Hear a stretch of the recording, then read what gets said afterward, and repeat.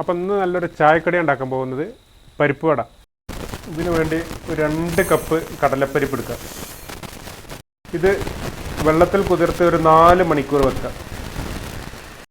അപ്പം നമ്മൾ വെള്ളത്തിൽ കുതിർത്ത് വെച്ച വടപ്പരിപ്പ് നല്ല പുതിർന്ന് വന്നിട്ടുണ്ട്. അത് ഊറ്റി വെച്ചിട്ടുണ്ട്, വെള്ളം മുള്ളു കളഞ്ഞ് ഊറ്റി വെച്ചിട്ടുണ്ട്. അതിന് 1 സ്പൂണ് നമുക്കിത് മാറ്റിയെടുക്കാം.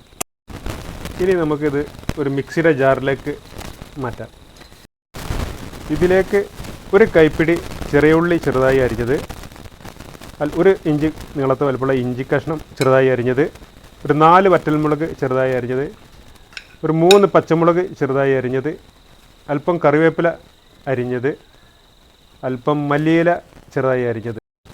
ഇത് ആ കടലപ്പരിപ്പിൻ്റെ കൂടെ ഈ മിക്സിയുടെ ജാറിലേക്ക് നമുക്ക് ഇട്ട് കൊടുക്കാം. ഇത് നമുക്ക് മുഴുവനായിട്ട് അരിഞ്ഞു പോകാതെ ഒന്ന് ക്രഷ് ചെയ്തിട്ട് എടുക്കാം.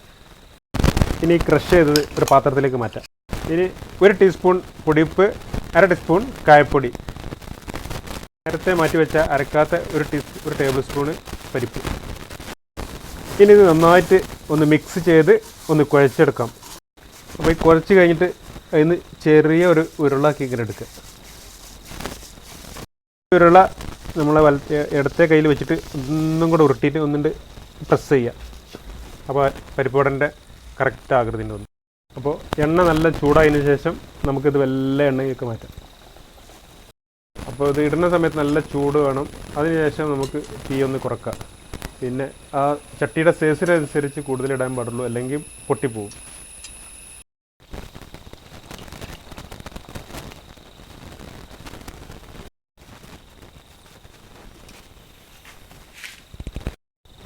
അപ്പോൾ നല്ല സെറ്റായിട്ട് വന്നിട്ടുണ്ട്.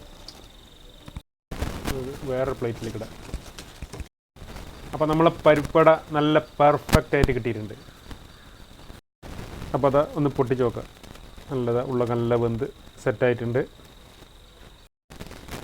കട്ടൻ ചായ ഇല്ലാതെ എന്ത് പരിപ്പട,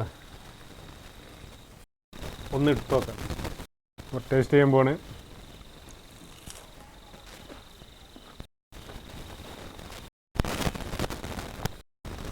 പരിപ്പടനെ കുറിച്ച് പ്രത്യേകിച്ച് പറയേണ്ട ആവശ്യമില്ല, എല്ലാവർക്കും അറിയുന്നൊരു സംഭവമാണ്.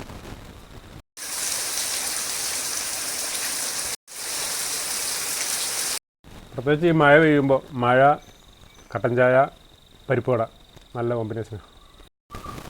അപ്പോൾ എല്ലാവരും ഒന്ന് ഫോളോ ചെയ്യ്, ലൈക്ക് ചെയ്യ്, കമൻറ്റ് ചെയ്യ്.